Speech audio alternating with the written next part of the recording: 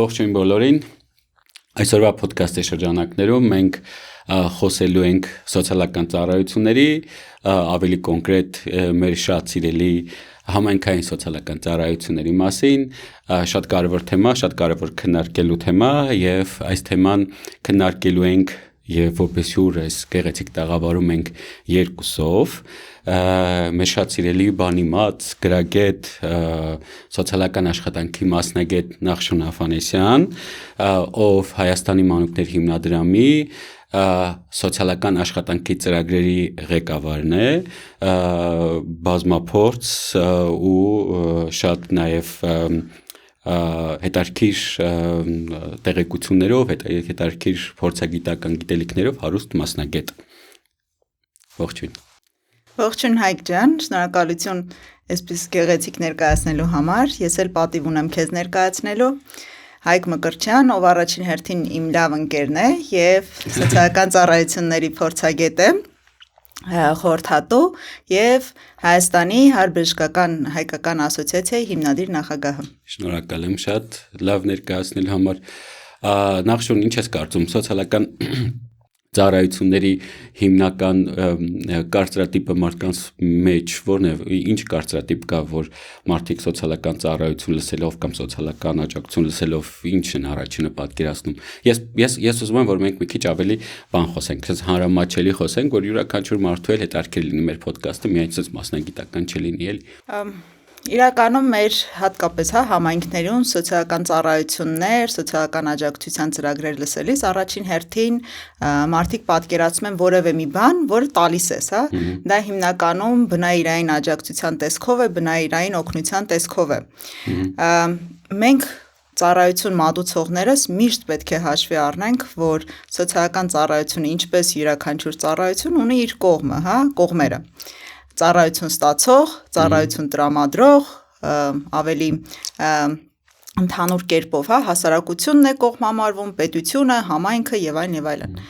Եվ մենք առաջին հերթին սոցիալական ծառայություն եւ սոցիալական աջակցություն մատուցելիս պետք է հաշվի առնենք մեր այս կողմին, շահառուներին, ովքեր ստանում են եւ օգտվում են մեր ծառայություններից։ Եվ հնարավորինս պետք է մենք այնպես դիզայն անենք, այնպես մատուցենք մեր ծառայությունները, որովհետեւ դրանք հասանելի ու մատչելի լինեն մեր շահառուների համար։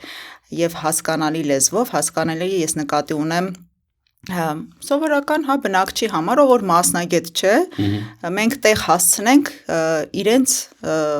մատուցվող սոցիալական ծառայությունը, որովհետև դա իրենց իրավունքն է եւ սոցիալական ծառայություններից օգտվելը իրենց սոցիալական իրավունքի իրացումն է։ Հրաշալի բան ասացիր, որովհետև հատկապես սոցիալական բառը լսելիս միշտ մարդիկ ու սոցիալական աջակցություն բառը լսելիս միշտ մարդիկ այո որպես այսպես ասած այդ բնայրային աջակցությունը կարող է լինել, կարող է նպաստների, դրամական եւ այլ բաների ակնկալիք ունենան մարդիկ, բայց շատ լավ է նաև, որ վերջի շրջանում Հայաստանում նաև օրենսդրությունը փոխվել ու սոցիալական ծառայությունների ինքն իրան սոցիալական ծառայությունների այսպես ասած էկոհամակարգը նաև որոշակի առումով հստակեցվել է ու ես շատ եմ նաև կարևորում, որ սոցիալական ծառայություններ ասելիս հիմա շատ մարդիկ արդեն մտածում են ոչ միայն այդ դրամական եւ բնայրային օգնության, այլ օրինակ սոցիալ վերականգնողական ծառայությունների տրամադրման առումով քայլեր անելը սոցիալ հոգեբանական ծառայությունների, ինչի՞ չէ նաև ինտեգրման, վերաինտեգրման հետ կապված, ընտանիքների կենսապահովման, բարելավման հետ կապված ծառայությունների ու վերջի շրջանում էլ սկսել են ավելի շատ խոսել նաև խորհրդատվական աջակցության, իրավաբանական աջակցության, այսինքն մենք պիտի նաև հասարակությանը ասենք, հասարակության հետ խոսենք այս թեմայով, որ երբ որևէ սոցիալական աջակցության ակնկալիքով որևէ կազմակերպություն լինի պետական, թե ոչ պետական դիմում ես, դու կարող ես ակնկալել քո ամբողջական սոցիալական կարիքների, այսպես ասած բավարարման ուղղված գործողությունները, որոնք սոցիալական ծառայություններն են։ Ու ընդհանրապես ես Ես կարծում եմ, որ նաև շատ ճիշտ է, որ մենք խոսենք ընդհանրապես սոցիալական ծառայությունների սկզբունքների մասին։ Երկուսը դու շատ լավ ասեցիր, մատչելիությունը ասեցիր, որ դրանք լինեն եւ հասանելի, եւ օգտագործելի։ Ես գիտեմ, որ Հայաստանի մանուկներում նաև քո աշխատանքում շատ կարևոր է երեխաների դերը։ Ես գիտեմ, թե երեխաների լավագույն շահի հետ կապված որքան մեծ աշխատանք եք դուք անում։ Այստեղ էլի սկզբունքներ բավականին շատ կան, ինչի համար եմ այս սկզբունքների մասին խոսում, որպեսզի նաև այն մարդիկ, ովքեր կյանքի դժվարին իրավիճակում են հայտնվել կամ դրա ռիսկի ներքո են, իմանան, թե այն ծառայությունները, որոնք իրենք պիտի ստանան, ինչ սկզբունքների հիման վրա պիտի լինի, հա, այսինքն նույն խոսեցինք մարդու իրավունքների պաշտպանությունը, անձնական տվյալների պաշտպանությունը, հա, որպես սկզբունք, շատ կարևոր նաև սկզբունքն է սոցիալական խնամառության բացառումը, որտեղ շատ են լինում դեպքեր, երբ պարզապես կյանքի դժվարին իրավիճակում հայտնվող մարդիկ պատկերացնում են, որ սոցիալական իրենց աջակցությունը մշտական է լինելու, ամբողջ կյանքի ընթացքում լինելու, չնայած որ պիտի սոցիալական աջակցության մի, այսպես ասած, կամ սոցիալական ծառայության մի նպատակը լինի անձին դուրս հանել կյանքի դժվարին իրավիճակում։ Հենց որ այստեղ նաև շատ կարևոր է սկզբունքներից խոսել։ Իրականում սկզբունքները սոցիալական ծառայությունների ամենատարբեր, գիտես, իրավական ակտերում, ռազմավարություններում, հա, քաղաքականության ծրագրերում եւ այլ ակտերում, փաստաթղթերում ամրագրված են։ Այդ դրա արդեն իմպլեմենտացիան տեղում եւ մասնավորապես համայնքներում տարբեր մարտահրավերների ու դժվարությունների կարող է հանդիպել։ Այսօր շատ եմ խոսելու իմ կազմակերպության մասին, KOAF-ի մասին, որովհետև KOAF-ը արդեն 22 տարի է, մենք աշխատում ենք հենց համայնքներում, մասնավորապես գյուղական համայնքներում։ Երևի թե գլուխ գովալ չի լինի, որ ասեմ, որ KOAF-ը այս տարիների ընթացքում մենք ձևավորել ենք գյուղում աշխատելու, անհատապես համայնքների բնակիչներին արձագանքելու, հարեհաս լինելու մշակույթ, ու մենք կարողացել ենք օրինակելի դառնալ նաև այլ կառույցների եւ կազմակերպությունների համար։ Չեմ ասի, որ հենց սկզբից KOAF-ի աշխատանքը հեշտ է եղել, իհարկե ամենատարբեր դժվարություններ ենք ունեցել, թե մասնագիտական առումով, թե մշակութային առումով, հա, տարբեր հարցեր են եղել, բայց հիմա մենք կարողացել ենք այդ մշակույթը ձևավորել մասնագետին դիմելու։ Երբ որ տարիներ առաջ ներդրվել էր KOAF-ում սոցիալական աշխատանքի ծառայություն, հոգեբանական ծառայություն, լոգոպեդական ծառայություն, մենք տարբեր դիմադրության ենք հանդիպել կամ տարբեր կարծրատիպեր են ունեցել։ Օրինակ, ես հոգեկան խանգարում չունեմ, ես ինչու պետք է հոգեբանի դիմեմ, կամ երբ որ լսում էին, որ մենք ունենք սոցիալական աշխատող, ակնկալում էին, որ դա մասնագետ է, ով բնայիրային օգնություն է տալիս, հագուստ է տալիս, կոշիկ է տալիս եւ այլն։ Հիմա այն գյուղերում, որտեղ KOAF-ը գոնե թե 5 տարուց ավելի է աշխատում, մեր մասնագետներին ճանաչում են, գիտեն թե երբ կարող են դիմել, այո, միգուցե մասնագիտորեն մարդիկ չեն սահմանում, թե ով է սոցիալական աշխատողը, ինչ գործառույթներ ունի, բայց մարդիկ գիտեն, որ օրինակ իրենց հարևանի երեխան տևական ժամանակ դպրոց չի գնում կամ բռնության հարց կա կամ սոցիալ իրավական խորհրդատվության խնդիր ունեն, իրենք գիտեն, որ KOAF-ի սոցիալական աշխատողը կա, որին կարող են դիմել այս հարցերում։ Ես շատ հետաքրքիր բան ասացի, ու ուզում եմ այս թեմայով ավելի շատ խոսենք։ Տես, երբ մենք սոցիալական ծառայությունների մասին ենք խոսում, սկզբունքների մասին եւ այլն եւ հաջողված փորձի մասին, ինչպեսին է KOAF-ն է, նաեւ ոնց որ դրա տրամադրման ձևի մասին կարծում եմ պիտի խոսենք, որտեվ այո, համայնքային սոցիալական ծառայությունները որպես համայնքային մակարդակում եւ համայնքի համար կարեւոր նշանակություն ունեցող համակարգ, որտեվ ինքը համակարգ է, շատ կարևորություն ունի յուրաքանչյուր համայնքի բարեկեցության համար։ Դες երբ մենք ընդհանրապես խոսում ենք համայնքային սոցիալական ծառայությունների մասին, առաջերտին հասկանում ենք, որ համայնքի բնակիչը դրա վրա պիտի ունենա էական ազդեցություն, դրա որոշման, դրա կարիքների գնահատման, դրա ինչի՞ չէ մոնիտորինգի, դրա մեջ ներգրավվածության հարցում կարևոր նշանակություն ունենա եւ ամենակարևորը հենց ծառայությունների պլանավորման փուլից պիտի այսպես ասած հաշվի առնվի յուրաքանչյուր յուրաքանչյուր համայնքի կարիքները, յուրաքանչյուր համայնքի ուժեղ թույլ կողմերը, ռազմավարությունները եւ այլն եւ այլն։ Այստեղ է որ մենք շատ առաջնահերթություն ենք տալիս, նաեւ որպես մասնագետներ շատ առաջնահերթություն ենք տալիս հենց համայնքային սոցիալական ծառայությունների համակարգի ներդրմանը Հայաստանում։ Ես գիտեմ, որ բավական շատ կազմակերպություններ համայնքային սոցիալական ծառայությունների համակարգի մասով եւ բարելավման մասով բավականին շատ աշխատանք են անում ու նաև ուզում եմ շեշտել, որ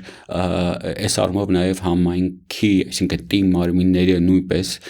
պիտի լրացուցիչ քայլեր անեն, որպեսզի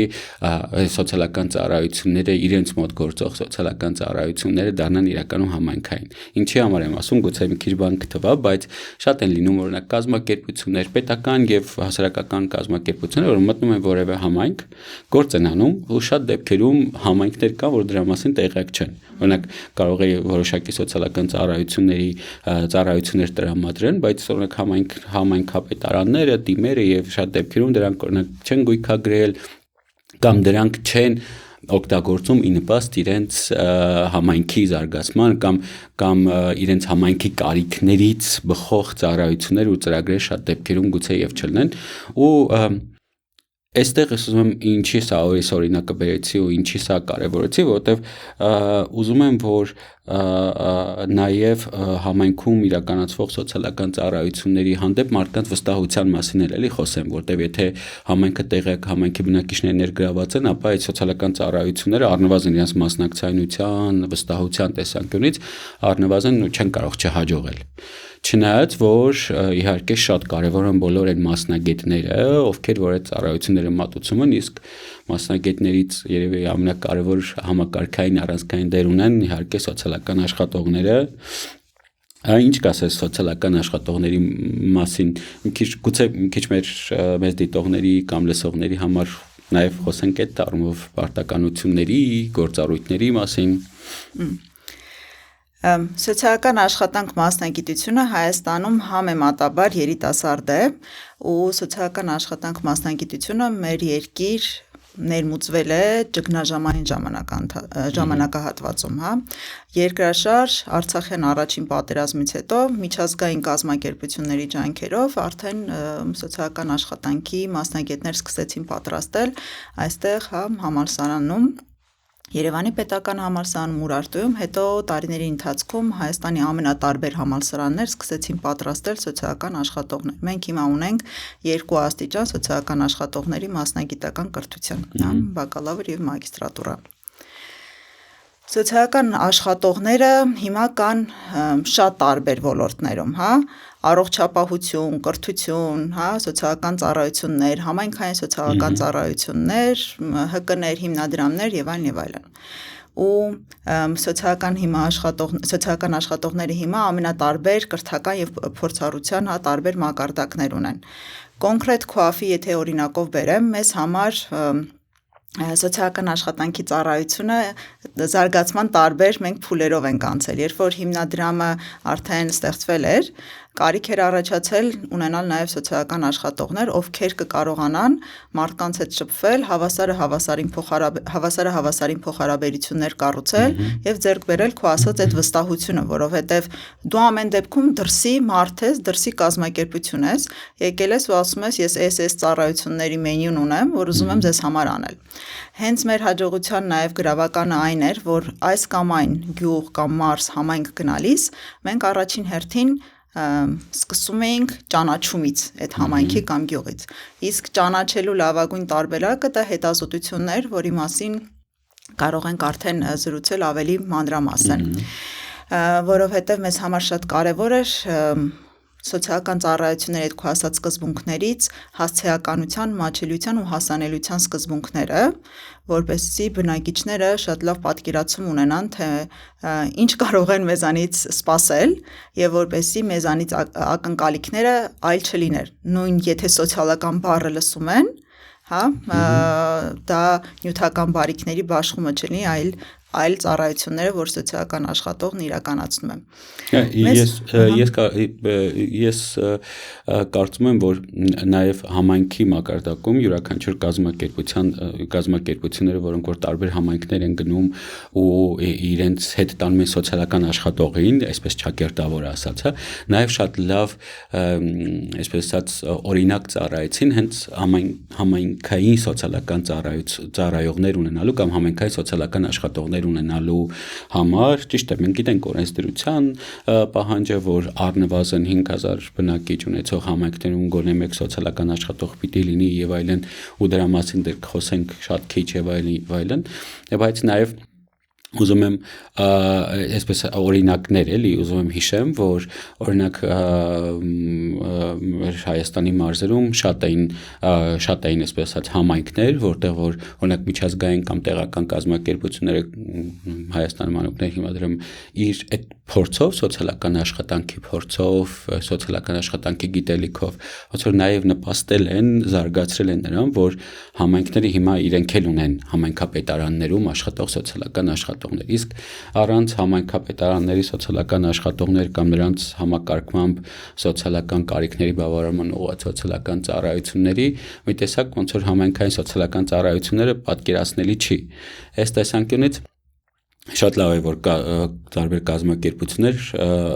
գնում են հենց համայնքներ, գյուղական միջավայրեր եւ այդ գիտելիքը, փորձը փոխանցում են, ինչը նաեւ հետո ինստիտուցիոնալ մակարդակի վրա դնում արդեն համայնքային սոցիալական աշխատողների գաղափարը, էլի։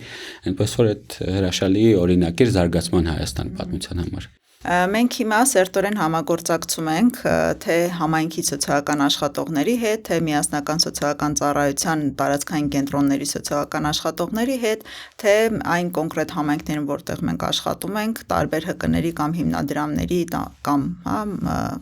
այլ ոչ պետական կառույցների հետ, որոնք ծառայություններ են մատուցում գյուղական համայնքներում։ Եվ շատ լավ փորձի փոխանակման սա դաշտ է ստեղծում, որովհետև մենք ուղիղ հենց ընտանիքների, երեխաների, համայնքի բնակիչների հետ աշխատել ենք եւ տարբեր խնդիրներ կարողացել ենք դուրս հանել եւ մարդկանց հետ այդ լեզու գտնելու կարծես արվեստը, մշակույթը մերոնք լավ տիրապետում են եւ սա հնարավորություն է տալիս փորձի փոխանակման համար։ Ամեն մեկս տարբեր ֆունկցիաներ ունեն։ Գիտեմ բնակիչների համար շփոթեցնող է, որովհետև ես օրինակ հանդիպել եմ դեպքեր, երբ որ մի ընտանիքի հարցով, խնդիրներով կարող են 2-ից ավել սոցիալական աշխատողներ այցելել։ Մի քոաֆի սոցիալական աշխատողը, համայնքի սոցիալական աշխատողը, տարածքային, հա, կենտրոնի ՄՍԾ-ի սոցիալական աշխատողը, մի հատ էլ բավոր ՀԿ է լինում ընդեղից եւ բոլորը գալիս են իրանց թղթերով, բոլորը գալիս են հայտարարում են, որ մենք եկել ենք ձեր կարիքները գնահատենք, բոլորը գնում են եւ վերջում այդ մարդու խնդրը կարող է եւ չի լուծվում կամ կիսատ է լուծվում։ Հա, երբ որ համայնքում սոցիալական ծառայություններ չկան, որ գործիքով էլ գնահատում է սոցիալական ծառայությունների կարիքը վերեսանում, ուղղորդելու տեղ չկա, ըստ այդմ էլ գուցե եւ վստահությունը կպակասի սոցիալական աշխատողի նկատմամբ, գուցե եւ չգիտեմ, մարդիկ տարբեր կարող է լինեն, բայց այդ շատ հետաքրքիր բան ասացիր ոլորտային բաժանման եւ այլն ու դա նաեւ շատ կարծում նաեւ օրենսդրության հետ կապված աշխատանքի անհրաժեշտություն էլ կա այստեղ նաեւ հստակեցման անհրաժեշտություն կա բայց ես նաեւ որպես հարաբերական մասնագետների հայկական ասոցիացիայի ներկայացուցիչ ես ուզում եմ նաև սոցիալական աշխատողների մասին խոսել որպես մի մեծ թիմի մի շատ կարևոր անդամ, հա։ Տեսեք, ընդհանրապես հարաբերական ծառայությունները օրենքով սահմանված ծառայություններն են, որոնք որ այսպես ասած բժշկական ծառայություններից հետո, հա, այսպես հարում են բժշկական ծառայություններին եւ աջակցում են անձի կյանքի լրիվ կենսագործունեության համար այդ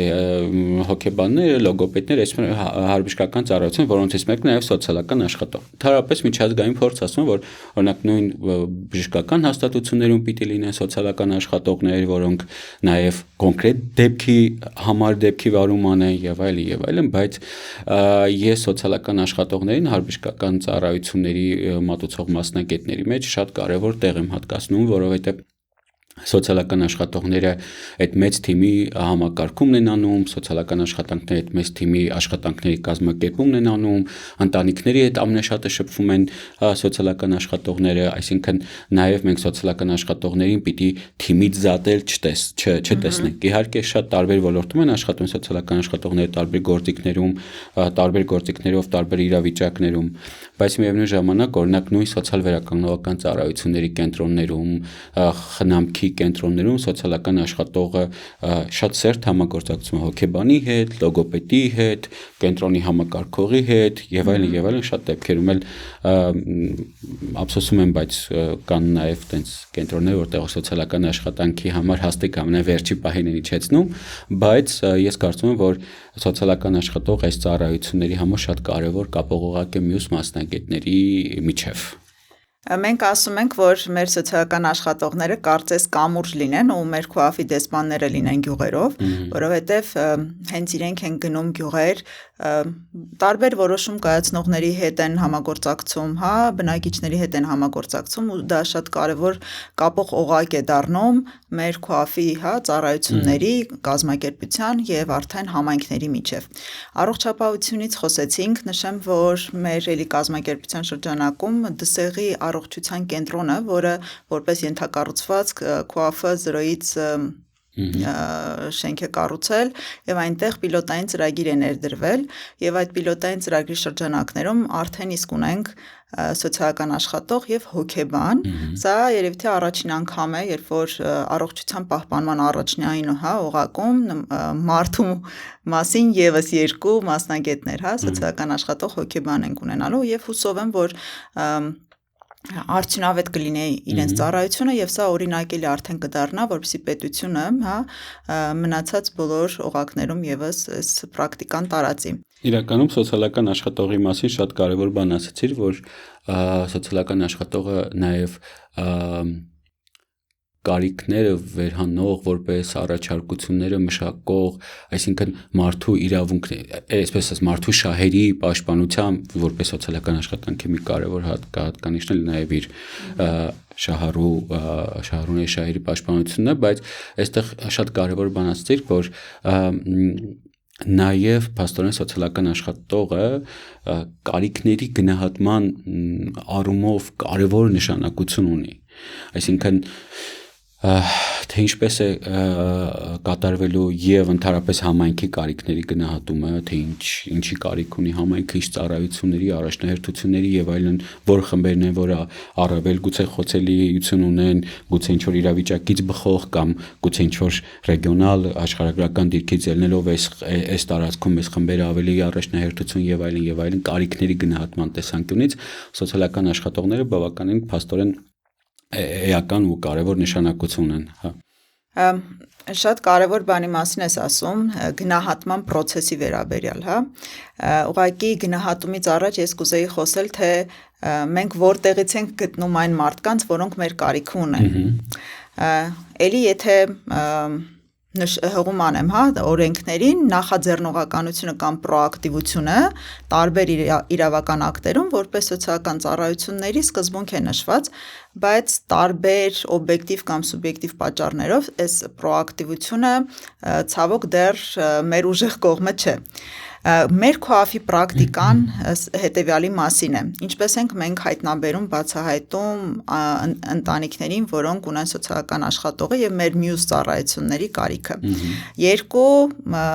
հնարավոր տարբերակ կա, երբ որ սոցիալական աշխատողն է գնում դեպի շահառուն կամ դիմում են սոցիալական աշխատողին ծառայություններ ստանալու համար։ Այն գյուղերում, որտեղ քուաֆը տարիների փորձ ունի աշխատանքի եւ մեզ ճանաչում են, մենք ունենք հեղինակություն, գիտեն թե որ դեպքերում դիմեն մասնագետի, շատ են դեպքերը, երբ որ հենց մեզ են դիմում մարդիկ այս կամ այն խնդրով։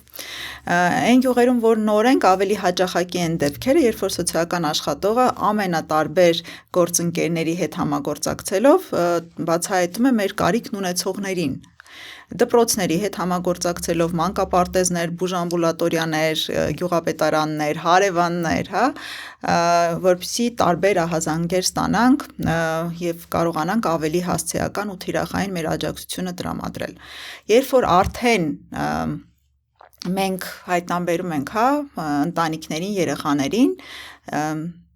արդեն սկսում ենք գնահատման process-ը։ Գնահատում անելու համար սոցիալական աշխատողները պետք է այցելեն այն բնակավայր, այն տուն կամ գտնվելու վայր, որտեղ ապրում են մշտական երեխան, ընտանիքը։ Քանի որ քուաֆը երեխաների մասին կազմակերպություն է, մեր հիմնական շահառուները երեխաներն ու իրենց ընտանիքներն են, բայց մենք ունենք նաև շահառուներ, ովքեր օրինակ միայնակ տարեցներ են, միայնակ հաշմանդամություն ունեցող անձինք եւ այլն։ Բայց հիմնական շահառուները երեխաներն ու ընտանիքներն են։ Սոցիալական աշխատողները գնահատում անելու համար իրականացնում են տունած։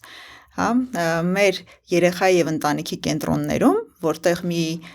կտուրի տակ են հավաքված 4 ծառայություններ՝ սոցիալական աշխատանքի, հոգեբանական, լոգոպեդական եւ մանկան զարգացման ծառայություններ, մասնագետները աշխատում են այստեղ կենտրոնում, միայն սոցիալական աշխատողն է, որ շաբաթվա ընթացքում այցեր է անում գյուղեր։ Գնահատման process-ը մեզ մոտ, մենք աշխատանքային իհարկե, գործիքներ ունենք, որոնց միջոցով գնահատումը արվում է։ Ուզում եմ շեշտադրել, որ գնահատումը մեզ մոտ հիմնականում, որ լսում ենք կարիքների գնահատում, սոցիալական գնահատում, առաջինը ինչ մտքներից գալիս է, որ գնանք, ինչ որ թուղթ վերցնենք ու նշենք այս ընտանիքի բոլոր ինչ որ խնդիրները, կարիքները, որ ունի այս ընտանիքը եւ սոցիալական աշխատողը հերթով գնում է պլյուս-մինուսը անում ու այդ բոլոր խնդիրները լուծում է։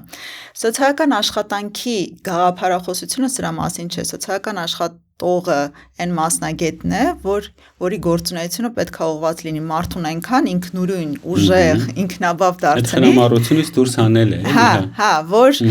չունենա այլ սոցիալական աշխատողի կարիք, որ ինքնուրույն լուծի իր այդ լիքը խնդիրները։ Մենք բոլորս ամենատարբեր կարիքներ ունենք։ Մենք բոլորս ամենատարբեր խնդիրներ ունենք։ Եթե ընկնենք այս խնդիրների հերթով լուծման, մենք իրականում մեր ռեսուրսը չի բավականացնի դրանք լուծելու համար։ Դրա համար մեր թիրախն է մարդուն ուժեղացնելը եւ դրա համար գնահատման ամենաբանալի բանը այն է, որ ոչ միայն խնդիրներն ու կարիքները դուրս հանելը, այլ այն ռեսուրսները, ուժեղ կողմերը, որ այս ընտանիքը երեխան ունի։ Միջև գնահատման մասի, կարիքների գնահատման մասին նաև իմ կարծիքը կասեմ, մի հետարքիր ասացված կա, որ միշտ դրանով առաջնորդվում եմ, ընդհանրապես նախաձեռնողականության մասին սենց եմ կարծում, երբ սոցիալական ծառայությունն է գնում մարդու հետևից, մարդուն գտնում է, երբ մարդն է եթում սոցիալական ծառայությունների հետևից, այդ ճանապարհին եւ մարդն է կորում, եւ սոցիալական ծառայությունն է կորում, ու այստեղ շատ կարեւոր է, որ մենք իրոք այդ նախաձեռնողականությունը ճիշտ դրսևորենք, որովհետեւ ինչպես մենք արդեն խոսեցինք, սոցիալական աշխատողները տարբեր մակարդակում են, սոցիալական ծառայությունները կարող են տարբեր մակարդակում լինել եւ այլն, ու այստեղ նախաձեռնողականությունը շատ կարեւոր է։ Կարիքների գնահատման հետ կապված ես ուզում եմ հրաշալի ասեցիր անհատական ընտանիքի կամ անհատական կարիքների, սոցիալական կարիքների գնահատման մասին, բայց ես էլ եթե թույլ կտաս կխոսեմ ընդհանրապես համայնքի կարիքների գնահատման, համայնքի ռազմավարությունների մասին, էլի։ Մենք տարբեր փորձագիտական թիմերով ոնց որ պատիվ ունեցել ենք մի քանի համայնքների համար մշակել, ստեղծել համայնքային սոցիալական ծրագրեր, որոնք ուղղված են համայնքում սոցիալական աջակցության զարգացմանը, սոցիալական ծառայությունների ներդրմանը, բարելավմանը եւ այլն, ընդհանրապես յուրաքանչյուր համայնք հիմա նաեւ օրենսդրությամբ իմպերատիվ բնույթով պիտի ունենա համայնքային սոցիալական իրենց պլանը, մի ժամանակ կոչվում էր տեղական սոցիալական պլան, հիմա համայնքային սոցիալական ծրագիր, բայց այստեղ ես ուզում եմ ասել, որ ընդհանրապես համայնքները հաշվի առնելով նաև այս ծառայությունների համատաբար ոչ հին լինել, այսինքն նոր լինելը հաշվի առնելով, որ այս ծառայությունները շատ դեպքերում ներդրման բավական ռեսուրսներ եւ այլն պահանջում, պիտի ասեմ, որ համայնքները նոր-նոր են սկսում մտածել, թե օրինակ իրենց համայնքում ինչ սոցիալական ծառայությունների կարիք կա։ Հիմա շատ տարբեր մեխանիզմներ կա, որոնցով իրենք բացահայտում են թեկուզ հենց սոցիալական տարբեր խմբերի հետ են դա քննարկում, վիճակագրություն են նայում, թե կամ գուցե ռեսուրսերն ու ներուժն են հաշվի առնում, որ օրինակ եթե այս ինչ համայնքում ավելի շատ կան սոցիալ վերականգնողական ծառայություններ մատուցող մասնագետներ, գուցե սկսենք այստեղից ծառայությունը ներդնենք, բայց որպես կարիքների գնահատման գործիք շատ եմ կարևորում, որ յուրաքանչյուր համայնք ունենա իր կարիքները գնահատած եւ իր ռազմավարությունը, իր սոցիալական ծրագիրը պատրաստած, որպեսզի գոնե առնվազն իր առաջիկա այս 3-5 տարիների շրջանակներում հասկանա, որ որն է իր համայնքի համար, այսպես ասած, խոցելի համարվող խմբերը եւ ինչ ծառայություններ են պետք է խմբերի համար եւ երբ արդեն համայնքը կհասկանա իր ծառայությունների համակարգը, արդեն նաև կարողանա անհատականացված աջակցություններ տրամադրել, հաշվի առնելով, որ մի անհատական աջակցությունը, այսպես ասած, մի հաջողված մարդու բազմաթիվ կարիքների մի հաջողված բավարարված կարիքը բավարար չի մարդու կյանքի դժվարին իրավիճակից դուրս հանելը։ Որպեսզի ասենց ավելի վստահ ասեմ միտքս, սա այն միտքն է, սա այն դեպքն է, երբ օրինակ ընտանիքում կան տարբեր խմբերի սոցիալական, այդպես խմբերի ներկայացուցիչներ, օրինակ ընտանիքը սոցիալապես անապահով է համարվում, ընտանիքում կա հաշմանդամություն ունեցող երեխա, ընտանիքում կա նաև գործազուրկ, այսինքն աշխատող փնտրող անձինք եւ այլն, ու այստեղ շատ կարեւոր է, որ ծառայությունների համար լինի այսպես ասած ընդհանուր ծառայությունների փաթեթ ընտանիքի տրամադրման համար։ Ես այս ծառայությունների փաթեթը միշտ կարելի է մշակել, բայց թե ուր ուղղորդել, որտեղից է ծառայությունը, նաև համայնքի պարտականությունն է իր համայնքում ստեղծել այդ ծառայությունները։ Այստեղ երկու կարևոր սկզբունքների մասին ենք խոսում, մեկը մասնակցայնության սկզբունքն է, ինչպես ասացիր, այսինքն շատ կարևոր է ցանկացած սոցիալական ծառայությունների դիզայն, փաթեթ, ծրագիր կազմելու համար իր բոլոր կողմերի մասնակցությունը դրա մշակման, բոլոր փուլերում մշակում, իրագործում, վերլուծություն, մոնիթորինգ եւ այլն։ Երկրորդ կարևոր սկզբունքը անհատական մոտեցումն է, անհատականացված ծառայություններն են, որովհետև նույնիսկ գյուղից գյուղ մենք տարբերություններ ունենք, ելուր մնաց համայնքից համայնք, դրա համար շատ կարևոր է ճանաչելը համայնքին, որպեսզի կարողանանք ավելի անհատականացված ծառայություններ մատուցել։ Իսկ ճանաչելու համար իհարկե հետազոտությունն է, որ շատ կարևոր է իրականացնել։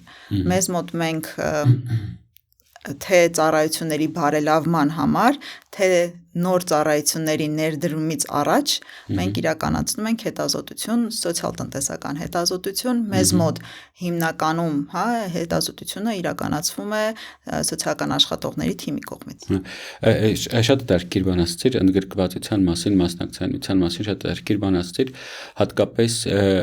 ես անձամբ այն կարծիքին եմ, որ ընդհանրապես յուրաքանչյուր համայնք սոցիալապես ուժեղ է, եթե իր համայնքի բնակիչները ներառված են ինչպես համայնքի կառավարման մեջ, որպես տեղական ինքնակառավարման մարմին, այսինքն լսումներին են մասնակցում, կարծիք են հայտնում իրենց համայնքի կառավարման, այնպես էլ իրենց համայնքի սոցիալական ծրագրերի իրականացման մեջ։ Ես այստեղ ոչ միայն ուզում եմ առանձնացնել, որ շատ կարևոր է նաև սոցիալական ծառայությունների պլանավորման փուլից բոլոր, այսպես ասած, բոլոր խմբերի ներգրավվածությունը կամ ոնց որ մենք ենք ասում այդ տերմինաբանությամբ բազմադերակատար համագործակցությունը, այսինքն երբ ծառայություն ստացողը, ծառայություն տրամադրողը, պետական մարմինը, համայնքային մարմինը, քաղաքասարակության ներկայացուցիչները, անգամ մասնավոր սեկտորը պետք է համախմբված լինի, որպեսզի սոցիալական ծառայությունների համակարգը համայնքում այսպես հաջողեն, բայց միևնույն ժամանակ ես կարծում եմ, որ այստեղ շատ կարևոր է, որ իրոք համայնքի անդամներն են ներգրաված սոցիալական ծառայությունների տրամադրման մասում։ Ու այստեղ նորից եմ ուզում ասել, որ մեր տարբեր ծրագրերը, տասնյակ են ծրագրերը, որ մենք արել ենք տարբեր Հայաստանի գրեթե բոլոր մարզերում ու գրեթե բոլոր համայնքներում, մեզ համար շատ պարզ հասկանալի ու ակնհայտ էր, որ եթե համայնքի բնակիչները ներգրաված չեն որևէ ծառայության ներդրման, իրականացման կամ գոնե մոնիտորինգի փուլում, իրենց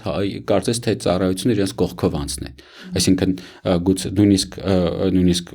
շատ պատասխանատու լիազոր մարմինների կողմից հնչում էր, որ այդ կազմակերպությունը էլ եկավ մի ծրագիր արեց իր համար, թողեց գնաց, դրա կայունությունը, դրա երկարաժամկետ կամ արդյոք օրինակ կային համայնքային սոցիալական աշխատողներ, ովքեր որ ասում էին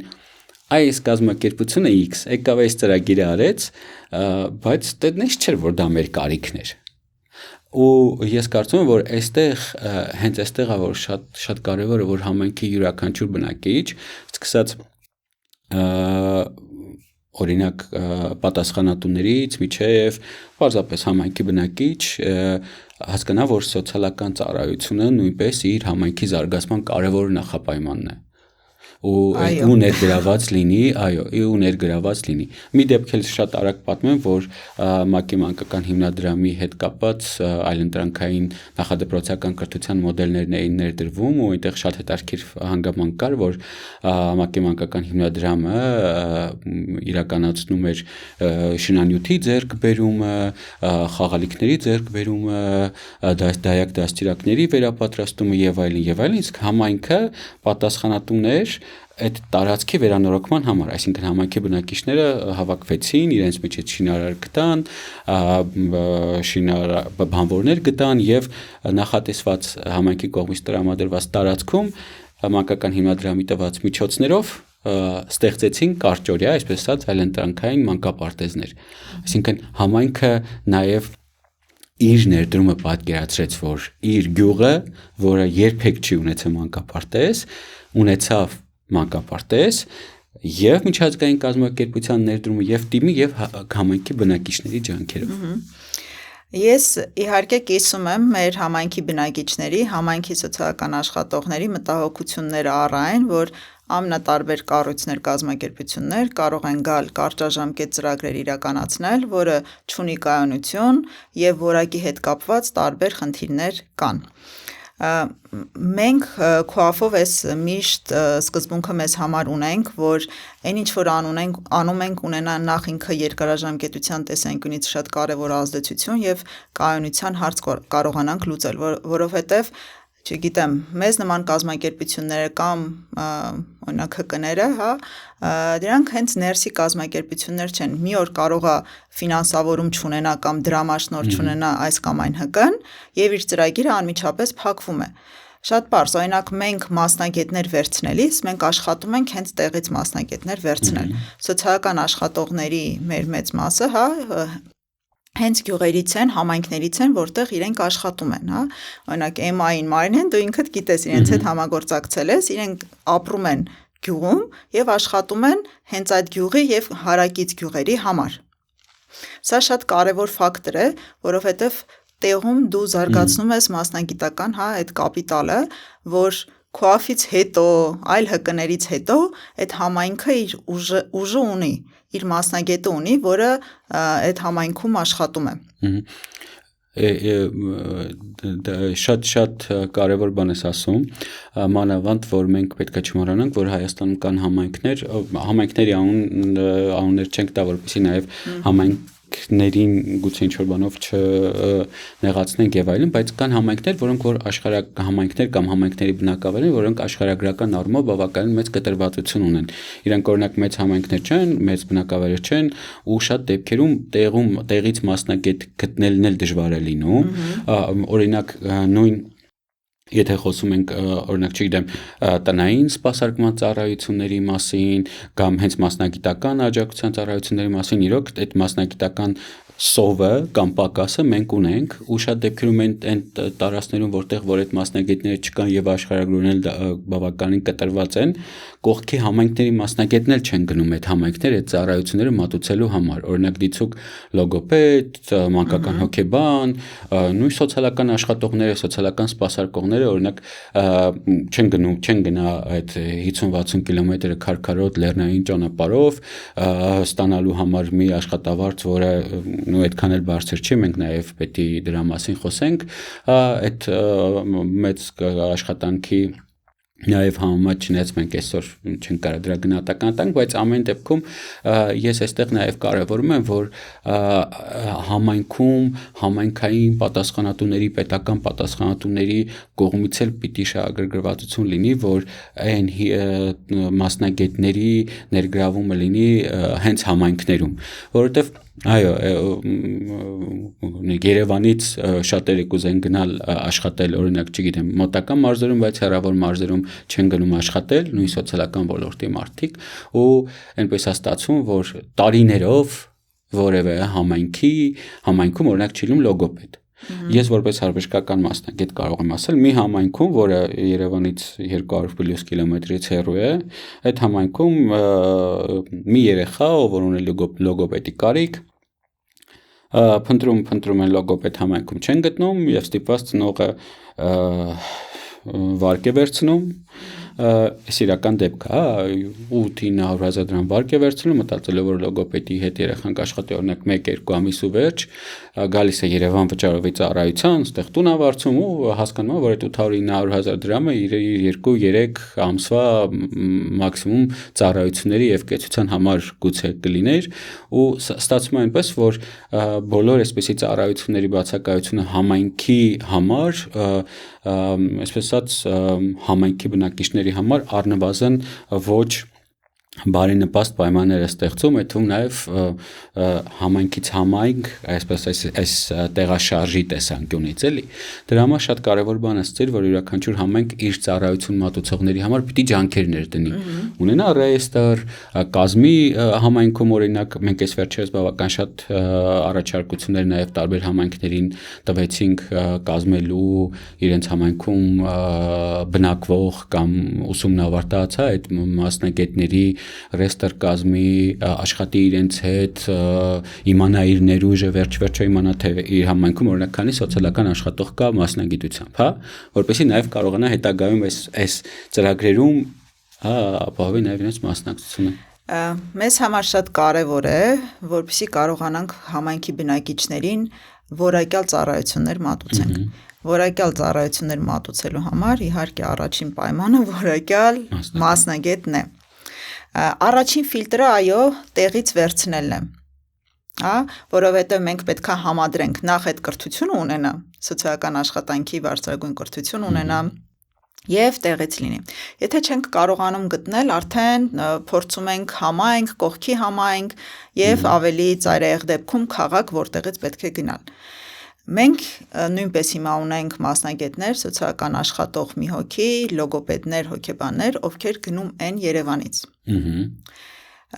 Որովհետև այդ առաջին ֆիլտրով չենք կարողացել հենց տեղում որակյալ մասնագետներ գտնել կամ պայմանները հարմար չեն եղել եւ տարել ենք Երևանից։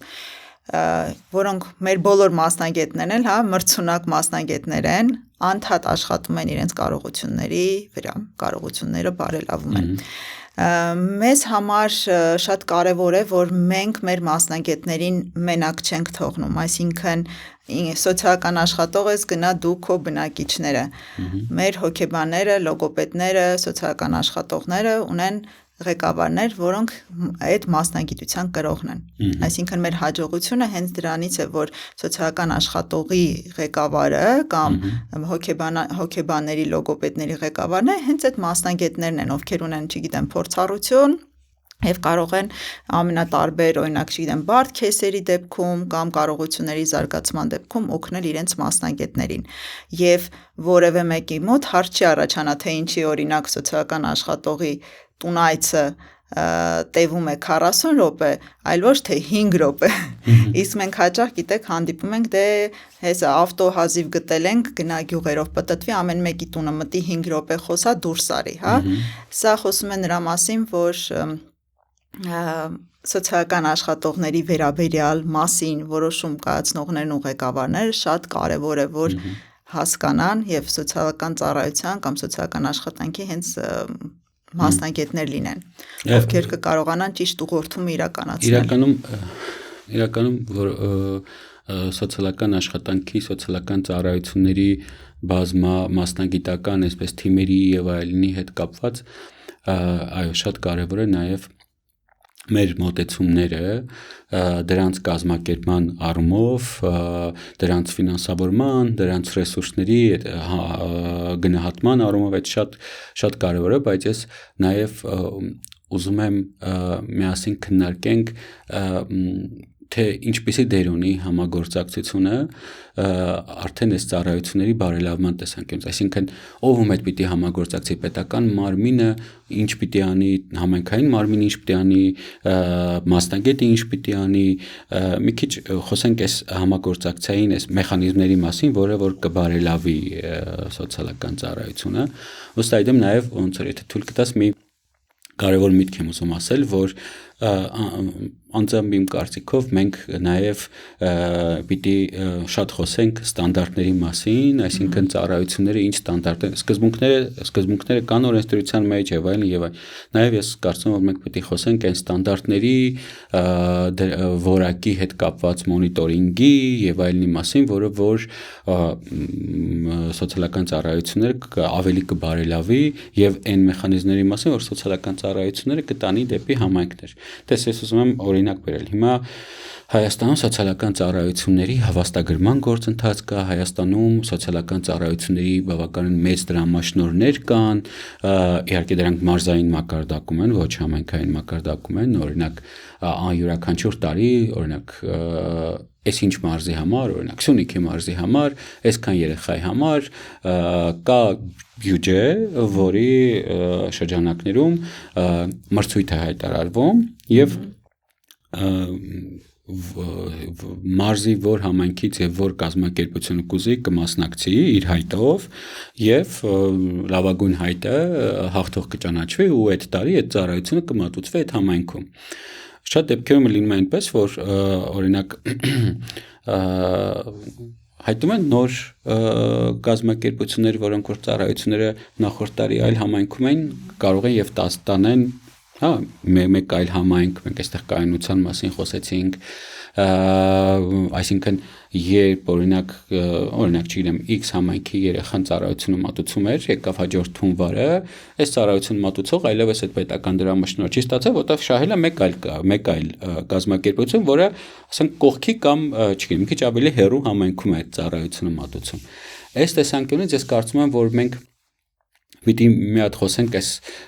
ընդհանուր կազմակերպման մասին։ Նաև ուզում եմ ասել, որ մենք համայնքային սոցիալական ծառայությունների զարգացման մասով խոսելիս նաև վերջին շրջանում բավական շատ ուրախացել ենք ապակենտրոնացման քաղաքականության արկայության համար, որ ավելի շատ համայնքները կարողանային իրենք մտածել, իրենք որոշել իրենց համայնքի երեխաների թիվը եւ այլն, բայց այս ամեն ինչի մեջ այս թոհուբոհի մեջ, կարիքների գնահատում, որակյալ ծառայություններ եւ այլն, ես ուզում եմ հենց համագործակցության մասին խոսենք։ Ով ում հետ պիտի համագործակցի, որ ավելի լավ լինի այս ծառայությունների վիճակը։ Բոլորը բոլորի հետ։ Այդ ռետորական հարց է, շատ հրաշալի պատասխան է, բայց ես ուզում եմ զուտ որ նաեւ քննարկենք այդ հարցը։ Իրականում համագործակցությունը մեզ թվում է թե ամեն ինչ պարզ է,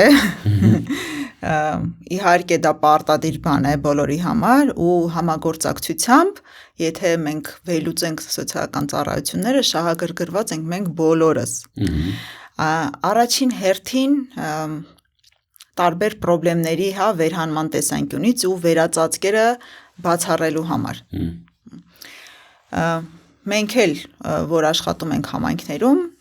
եթե օրինակ մի ընտանիքի հետ, մի երեխայի հետ արդեն կա մասնագետ, որ աշխատում է, ով մանդատ ունի կառավարության կողմից, կամ համայնքի կողմից այդ գործառույթը անելու, քոաֆը չի աշխատում։ Եթե օրինակ բերեմ, դպրոցում, տմակները օրինակ շաբաթական կտրվածքով գալիս են եւ երեխաների հետ աշխատում են։ Քոաֆը այս երեխաների հետ չի աշխատում, որովհետեւ քոաֆի արդեն ռեսուրսը ուղում են կան երեխաներին, որոնք այլ ծառայություններ չեն ստանում։ Եվ այստեղ է, որ մեր հենց ծերտ համագործակցությունը ստացվում է, որպեսզի մեր ռեսուրսները տեղից սահմանափակ կարողանանք ավելի օպտիմալ բաշխում իրականացնել։ Եվ այս օրինակը բոլոր մյուս ծառայություններին է վերաբերում, որպեսզի մենք կարողանանք ավելի շատ մարդկանց հասնենք, ավելի շատ մարդկանց կարիքները փակենք։ Համագործակցությունը շատ կարևոր է մեր ծառայությունների դիզայն անելու եւ մշակելու շրջանում մենք բացի հետազոտությունից իրականացնում ենք նաեւ հանդիպումներ, անհատական հանդիպումներ թե տարբեր որոշում կայացնողների հետ թիմերի, թե նաեւ համայնքային հանդիպումներ ենք իրականացնում, որը շատ կարևոր ազդեցություն ունի, եւ մենք կարողանում ենք փոխադարձ իրար ճանաչել եւ համագործակցությունը ապահովել։ Ես ինչ եմ կարծում համագործակցության մասով։ Նախ ես կարծում եմ, որ մենք համագործակցությունը պիտի նաև դիտարկենք որպես ծառայությունների համակարգման որպես գործիք, որտեղ օրինակ Հայաստանում կան համայնքներ, որտեղ սոցիալական ծառայություններ տրամադրող կառույցները շատ են,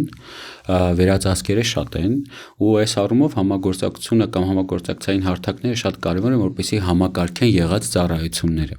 Միևնույն ժամանակ ես կարծում եմ, որ ծառայությունների բովանդակությունն է պետք ճշտել։ Հրաշալի օրինակ է ՏՄԱԿ-ի օրինակը, որը հաստատի մանկավարժահոգեբանական աջակցություն է տրամադրում, եւ այստեղ մենք պիտի հասկանանք ինչ է անում ՏՄԱԿ-ը եւ ինչ է անում օրինակ համայնքում ստեղծված սոցիալական ծառայությունների կենտրոն նույն ընտանիքի համար։ Հասկանալի է, որ օրինակ մեր հարաբերական մասնագետների մեջ օրինակ նույն լոգոպեդների առումով ես ասեմ, որ լոգոպեդներ կան, որոնք աշխատում են մանկապարտեզում, լոգոպեդներ կան, որոնք որ աշխատում են տարածքային մանկավարժահոգեբանական կենտրոնում, լոգոպեդներ կան, որ աշխատում են աշխատանք սոցիալական հարցերի նախարարության կողմից տրամադրված դրամաշնորհներով սոցիալ վերականգնողական ծառայությունների կենտրոններում, լոգոպեդներ կան, որ նույն երեխայի հետ աշխատելու են բժշկական վերականգնողական կենտրոններում, որպես այդպեսին միևնույն մասնագետը մի քանի կառույցներում միևնույն երեխայի հետ աշխատում է։ Ու այստեղ մեզ պետք է հասկանալ, բացի վերածածկերից, նաև ով ինչ է անում, ով երեխայի առաջ եկած դժվարությունների հաղթահարման որ մասով է աշխատելու։ Այստեղ շատ կարևոր բան է, որտեվ մենք իհարկե կարող ենք ասել, որ դե լոգոպեդը ուրեմն պիտի միայն այս լոգոպեդը աշխատի, որ դե սոցիալական աշխատողը միայն այս սոցիալական աշխատողը աշխատի։ Ես կարծում եմ, որ մենք համագործակցության մեջ պիտի ունենանք նաև ծառայությունների բովանդակության մասին հստակ պատկերացումներ։ Այնպես չլինի, որ օրինակ հոգեբանը, որը աշխատում է երեխայի հետ ու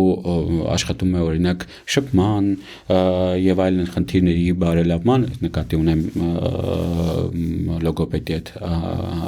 համընթաց, այլ հոգեբանական օրինակ միջանձնային հարաբերություններ, սոցիալական միջավայրում երեխայի տեղի ու դիրքի ներանձնային հարցերի այլ հոգեբան աշխատելու դեպքում պիտի հստակ լինի, ով ինչ է անում։ Այսինքն մի կողմից ճիշտ չի բացառել, որ եթե այս լոգոպեդ աշխատում է, այլևս որևէ լոգոպեդ չպիտի աշխատի, եթե նույն գործն են անում։ Մյուս կողմից մենք պիտի հասկանանք, որ մանկավարժահոգեբանական ծառայությունները, սոցիալական ծառայությունները, դրանք տարբեր բաներ են։ Ու եթե պետք է անձի հետ, օրինակ դպրոցում ուսման մեջ գործընթացում ներգրաված աշխատի մի հոգեբան, իսկ իր սոցիալական միջավայրում, ընտանիքում բռնության հետ կապված եւ այլ դեպքերի հետ կապված մյուս հոգեբան, չբացառենք նաեւ այս մոդելը զուտ, այս տեսանկյունից։ Սա իմ կարծիքն է ու ես կարծում եմ, որ բացառման տեսանկյունից գնալով մենք նաև որոշակի առումով ռեսուրսների մասին պիտի խոսենք, օրինակ ինչքան հնարավորություն ունի պետությունը երեխային աջակցություն տալու, քանի ժամ է հնարավորություն ունի, արդյոք այդքան ժամը բավարար է երեխայի համար, օրինակ ՏՄԱԿ-ի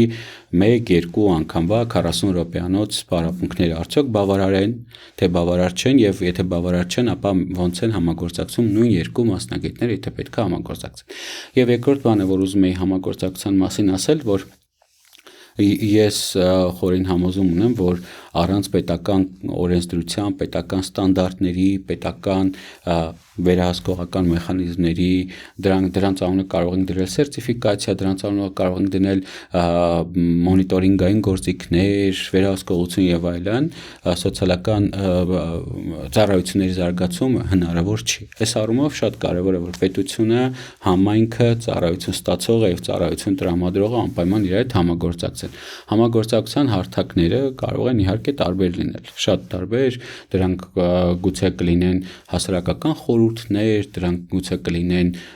պետական ռազմավարություններ, որոնցից կբխեն համայնքային ռազմավարություններ, նույն համայնքային սոցիալական ծրագրերը, բայց այստեղ ես տեսնում եմ բազմադերակատար այսպես ասած համագործակցություն, դեռ համագործակցություն չէ, փոխգործակցություն եւ մեկը մյուսի հետ փոխգործակցում է ինչ որ նպատակի համար։ Սա է ընդհանուր ասել։ Եթե շահառուների էլի շահերից խոսեմ, մի քիչ մասնագիտական տեսանկյունից այդքան էլ ընդունելի չէ, նույն երեխայի հետ, չգիտեմ, մեկից ավելի հոգեբան աշխատելը, մեկից ավելի լոգոպեդ աշխատելը, ու այո, մենք խնդիր ենք բախվում, երբ որ ես ունեմ դրամաշնոր, պետական դրամաշնոր, թե չգիտեմ, ոչ պետական դրամաշնոր, կես տարի, մի տարի աշխատում է երեխայի հետ մի մասնագետը հոգեբանը, դրամաշնորհն ավարտվում է, հետո գալիս է շահում է դրամաշնորհը այլ կազմակերպությունը եւ երեխայի հետ նորից պետք է այլ մասնագետ աշխատի։ Շահառուի շահերից սա ընդունելի տարբերակ չէ եւ մենք հենց սա ենք ուզում փոխանցենք մեր գործընկերներին, որ նմանատիպ քեսերը բացառվեն։ Որովհետև մեր դեպքերը, ընտանիքները, աշխատանքը ընտանիքների հետ շատ անգամ թերապևտիկ նշանակության աշխատանք է եւ կարողանալ վստահություն ձեռք բերել, համագործակցության դաշտ ստեղծել ընտանիքի հետ ու հետո փոխանցել կես տարի հետո, ամիսներ հետո այլ մասնագետի, սա դժվար է թե ընտանիքի համար, թե մասնագետի համար։ Համագործակցության համար ամենատարբեր հարթակներ կան, սկսած ավելի լոկալ, դեպքերի քննարկումներից, օրինակ բազմամասնագիտական, տարբեր կառույցների ներգրավման դեպքերի քննարկումներից, մինչև ամենատարբեր խորհուրդներ, կամ օրինակ համայնքի ղեկավարին կից խնամակալության հոգաբարձության հանձնաժողովները, որին նաև մեր ՔՈԱՖ-ի մասնագետները, սոցիալական աշխատողները անդամ են հանդիսանում եւ տարբեր երեխաների, ընտանիքների քեսեր են քննարկվում, շահեր են ներկայացվում։ Կամ օրինակ միասնական սոցիալական ծառայության տարածքային կենտրոններին կից համագործակցության խորհուրդները, որին մենք եւս աջակցող ցանցերը։ Օրինակ հիմա Սյունիքում գործարկվում է սոցիալական հանձնաժողովների գաղափարը, համայնքային, այսպես ասած, սոցիալական հանձնաժողովների գաղափարը, որոնք հիմնական է, այսպես ասած, առաջնային կարիքների վերհանման ու առաջնային, այսպես համայնքային ռազմավարությունների, համայնքային սոցիալական ծրագրերի մշակող մարմիններն են, ու որպես օրենսդրության իմաց, իրենք շատ սերտ համագործակցում են, ինչպես օրենսդրությունն է ասում, որ համայնքային սոցիալական ծրագրերը պետք է գրվեն նաև միասնական սոցիալական ծառայությունների, պետական լիազոր մարմինների, դա կարող են լինել երկու նախարարությունը եւ այլն համագործակցությամբ, այսինքն որպես այդպիսին կարծում եմ, որ այստեղ դերակատարները, տիրույթները, հարթակները բավականին լայն պիտի լինեն, որովհետև յուրաքանչյուրն էլ ունի իր փորձը, իր տվյալները, իդեպ տվյալների մասին էլ կարծում եմ պիտի խոսենք, արդյոք մենք այս տվյալներ, շատ դեպքերում որոշումներ կայացնում ենք տվյալների վրա, այսինքն մեր որոշումները տվյալահեն են, արդյոք մեր վիճակագրությունը մեզ թույլ է տալիս, արդյոք ունենք համապատասխան վիճակագրություն, օրինակ, որի հիման վրա ծրագրեր, սոցիալական ծրագրեր մշակենք, սա երևի նույնպես սրա մասին խոսենք, որտեղ սա եւս կարևոր բաղկացուցիչ մաս է։ Ու այս համագործակցության մեջ, այո, շատ կարևոր է, որ մենք դիտարկենք բոլորի համագործակցությունը ու այնպես չլինի, այսպես չգիտեմ, տեղական կազմակերպությունը, միջազգային կազմակերպությունը, պետական կազմակերպությունը, շատ կարևոր է բազմադերակատար համագործակցությունը ու հենց ում ուղղված կլինի այդ ծառայությունը նույնպես իր մասնակցությունը։ Մենք արդեն դրա մասին խոսեցինք, ներառականության մասին էլ խոսեցինք, շատ կարևոր է, որ ծառայությունները պլանավորման փուլից հարցնենք այն մարդկանց, ում համար որ այս ծառայությունը, օրինակ եթե երեխաների համար, անպայման երեխաների հետ խոսենք, այդ ծառայությունների մասին, որ իրենց համար այդ ծառայությունները լինեն առնվազն քննարկված, հա, իրենց այն եթե հաշմանդամություն ունեցող անձանց համար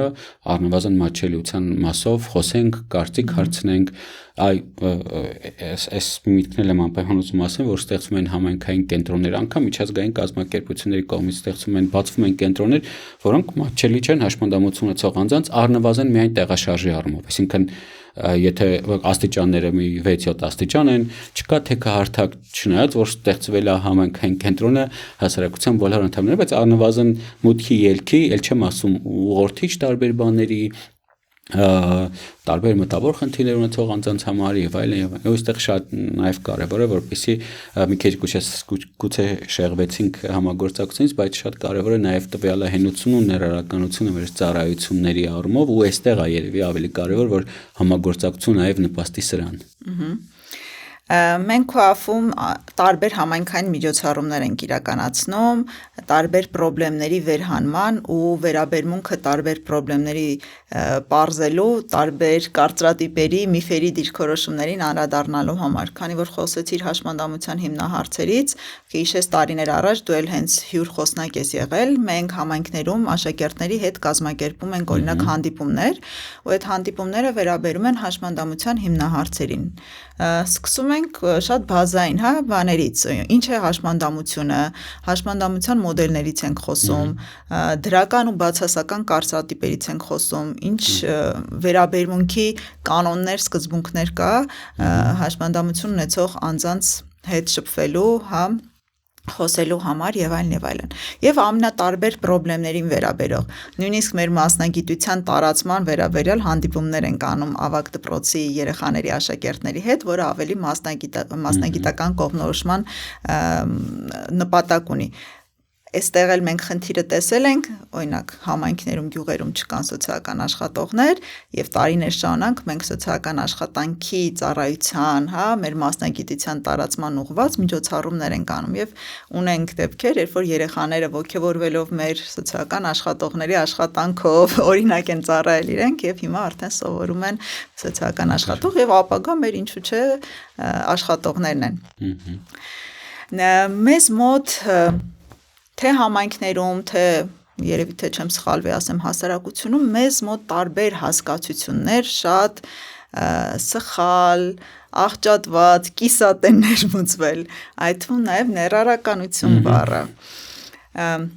Միշտ հարցազրույցներ անելի սոցիալական աշխատողների հետ մի հատ թունավոր հարց եմ տալիս, ում համար են ստեղծված թեքահարթակները եւ բոլորից լսում եմ պատասխան, որ սայլակ օգտագործող, այո,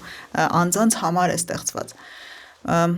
Երևի թե 99 թվականից սկսած մենք ներառականությանը, ներառական կրթությանը ուղղված տարբեր ծրագրեր, դրամաշնորհներ, պետական, ոչ պետական իրականացրել ենք, բայց դեռ մենք ունենք ներառականության հետ կապված խնդիրներ։ Ցավոք ես դեռ լսում եմ ներառականի երեխա, ներառականի մասնագետ եւ նմանատիպ այլ հասկացություններ եւ մենք իհարկե դեռ չենք հասել ներառման։ Այո, ներառականության հետ ես կարծում եմ, որ մի ամբողջ ոդքասթ էլ պետք է լինի ներառականության մասին խոսել, բայց միևնույն ժամանակ ես անպայման ուզում եմ հատկապես նաև անդրադառնալ այդ տերմինի, որ մենք օրենսդրության մեջ ունենք, այդ համընդհանուր ձևավորումն է, ունիվերսալ դիզայնն է, որ Հայաստանի Հանրապետության օրենքն է դա, որ յուրաքանչյուր ծրագիր, ծառայություն, որը որ պլանավորվում է կամ իրականացվում է, պիտի ունենա համընդհանուր դիզայնի սկզբունք, այսինքն եթե հարմար է մեկին, հարմար է բոլորին, այն ինչ հարմար է հաշմանդամություն ունեցող անձին, հարմար է բոլորին, եւ այն ինչ որ հարմար է հաշմանդամություն չունեցող անձին պիտի հարմար լինի նաև հաշմանդամություն ունեցող անձին եւ ոչ միայն, հա, այսինքն ունիվերսալ դիզայն ասել, ունիվերսալ դիզայն նաև սոցիալական ծառայություններին է վերաբերում ու այս առումով ես բարբերաբար օրինակ հանդիպում եմ որպես փորձագետ տարբեր ծրագրերում ընդգրկված լինելու բարբերաբար հանդիպում եմ շատ տարբեր ընթացակարգերի, դրանք կլինեն գործիքներ, կենտրոններ, դրանք կլինեն չգիտեմ տեղեկատվական նյութեր եւ այլն, որոնք սոցիալական ծառայությունների մասին են խորհրդատվական բնույթ ունեն, չգիտեմ աշխատանքային քաղաքացիների հետ աշխատանքային գործիքներ են, քաղաքացիների համար տեղեկատվական նյութեր են, բայց դեռ դեռևս մատչելի չեն հաշմանդամություն ունեցող անձանց համար։ Ու խոսքը ոչ միայն իհարկե սալյակ օգտագործող անձանց մասին, որովհետև սալյակ օգտագործող անձինք այնպես չի, որ հաշմանդամություն ունեցող անձանց ամենամեծ թիվն են կազմում, բայց ինչևէ յուրաքանչյուր անձի համար շատ կարևոր է, որ յուրաքանչյուր անձ կարողանա օգտվել, ինչը որ նաև մատչելիությունն է, ու այստեղ հատկապես սոցիալական ծառայությունների պլանավորման փուլում, թե մենք ինչ ունենք պլանավորել, սա պիտի հաշվի առնենք, ինչպես նաև հաշվի առնենք բոլոր հասարակության, բոլոր խմբերի, այսպես ասած, կարիքները եւ առանձնահատկությունները այդ պլանավորման գործընթացում։ Այստեղ կարծում եմ շատ կարևոր է, որ իրոք համայնքի յուրաքանչյուր բնակիչ, եթե մեզ հիմա լսում է, ինքը հիշի, որ իր համայնքում կատարվող յուրաքանչյուր գործողություն ուղղակի թե անուղղակի իրեն վերաբերում է, ուղղակի թե անուղղակի իր ընտանիքի յուրաքանչյուր անդամին վերաբերելու է։ Քննարկում կա օրինակ խնամքի ծառայությունների ներդրման առումով, ապա ինքը պետք է իմանա, որ առնվազն իրեն դա վերաբերելու է։ Քննարկում կա սոցիալ-հոգեբանական ծառայությունների ներդրման առումով, ապա իմանա, որ անպայման իրեն դա իր կամ իր ընտանիքի անդամին դա վերաբերելու է, այսինքն յուրաքանչյուր համայնքի յուրաքանչյուր բնակիչ պետք է իմանա, որ սոցիալական ծառայությունը, որ գալիս է իր համայն, գալիս է իր կյանքը փոխելու, իր կյանքը հզորացնելու, իր համար գոնե արդար ապրուստի մասին, այսպես ասած, մի նոր հեռանկար բացելու եւ անպայման պիտի ընդգրկված լինի իր համայնքի վերաբերյալ բոլոր որոշումների, այդ թվում նաեւ սոցիալական ծառայությունների ներդրման կամ բարելավման մասին որոշումների կայացման գործընթացում։ Այո, մենք հանդիպել ենք դեպքեր, երբ որ տարբեր բնակիչներ ասում են, որ ոնց եք մեզ գտել, իմ դուռը ոչ մեկ չէր թակել, հա։ Մենք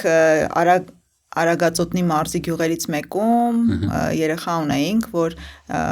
հաշմանդամություն ունի, իր տեղը ոչ մեկ չգիտեր, ինքը ներգրաված չի եղել կրթական համակարգում, համայնքի տարբեր ժամանցի կամ մշակութային միջոցառումներում եւ այլն։